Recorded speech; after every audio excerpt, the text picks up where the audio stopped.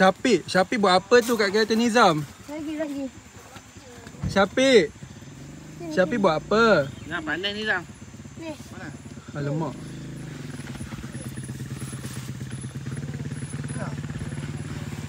Tu tengah ni tak naik apa? Naik je pagi-pagi. Ada.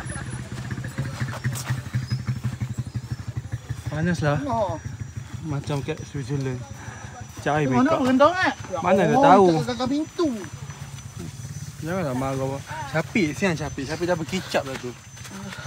Nampak? Alamak, apa insan member. Ni semua salah Ali. Meh. Sampai ni. Tak apa, dia cakap sikit lagi dalam pukul 12 kan sejuk. Sebab matahari menghala ke belah timur.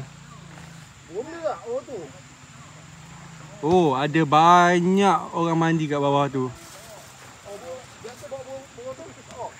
Tempat ni rahsia tau. Tak siapa yang boleh tahu.